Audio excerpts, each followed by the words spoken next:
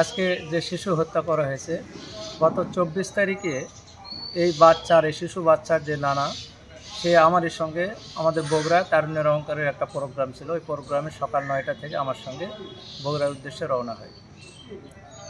বগুড়া যাওয়ার পরে অনুমান বৈকাল 3 ঘটিকার দিকে বাসা থেকে ওনার কাছে একটা ফোন যায় নানার কাছে। নানা আমাকে জিজ্ঞাসা করে যে ভাই আমার বাসা থেকে ফোন আসছে, আমার লাতনিকে খুঁজে পাওয়া যাচ্ছে না। আমি বললাম তোমার আর প্রোগ্রাম করার কোনো প্রয়োজন নেই, তুমি এক্ষুনি মোটরসাইকেলে চলে যাও বাসায়। উনি বাসায় আসে, বাচ্চা খোঁজাখুঁজি করার পর আমাকে আবার ফোন দিয়ে বলতেছে যে ভাই বাচ্চা কোথাও পাওয়া যাচ্ছে না, এখন আমি কী করব। তখন আমি বললাম যে ঠিক আছে, আমি ওসি সাহেব ফোন দিয়ে জানাচ্ছি, বিষয়টা জানাচ্ছি যে এটা কী করা যায়। তখন আমি রাত্রে ফোন দিলাম, প্রোগ্রাম শেষে ফোন দেওয়ার পর ওসি সাহেব করছে ভাই এত রাতে আর ওই মাকে আসার প্রয়োজন নেই, কালকে পাঠাইয়া দেন, আমি জিডি করে নেব। তার আলোকে পরবর্তীতে আসে থানায় একটা জিডি করে। এই জিডির আলোকেই অনুসন্ধান চলতেছে। এমন তো অবস্থায় গতকালকে রাত অনুমান 10:30টার দিকে আমার কাছে খবর আসে যে বাচ্চা উদ্ধার হয়েছে, একটা বাথরুমের ট্যাঙ্কিতে আছে। তখন আমি বাসা থেকে আমার মোটরসাইকেল যুগে ঘটনাস্থলে যাই, যা দেখি যে পুলিশ ঘেরাও করে আছে।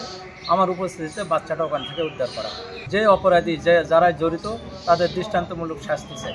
এই বাচ্চা লাঞ্চের দ্বারা ধরা হয়েছে এবং আরও কতগুলা আছে এনার সাথে সহযোগিতা করছে, তারা ছাড়া আছে।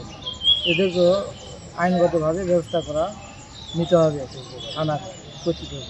24/5/2025 খ্রিস্ট কালাই থানাধীন হিমায়ুন গ্রামস্থ মোসাম্মদ রাদিয়া একটা রুহি বয়স অনুমান 4 নামে একটা মেয়ে সন্তান হারিয়ে যায়।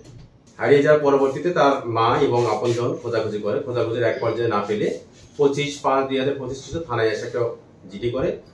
আমরা জিডির বিষয়টি সম্মানিত পুলিশ সুপার স্যারকে আমি জানিয়েছি। জানার পরে আমরা তদন্তের ব্যবস্থা করেছি।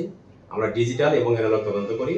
তদন্তের এক পর্যায়ে আমরা এই গত 30/5/2025 খ্রিস্ট সাসপেক্টকে আমরা জিজ্ঞাসাবাদের মাধ্যমে জানতে পারি যে বাচ্চাটিকে তার বাড়ির টয়লেটের সেফটি ট্যাঙ্কের মেরে অস্ত্রবন্দীকে রাখা হয়েছে। পরবর্তীতে সদর সার্কেল স্যার সহ কালাই থানা পুলিশ সুপার স্যারের নির্দেশনায় একটা চৌকুশ টিম এবং সদর সার্কেল স্যার আমরা গিয়ে বাচ্চাটাকে উদ্ধার করতে সক্ষম হয়। আপাতত 3 জন ছাত্রকে আমরা আমাদের জিজ্ঞাসাবাদের আওতায় আছে। এই বিষয়ে একটা এজাহার দায়ের হচ্ছে, নিয়মিত মামলা রুজু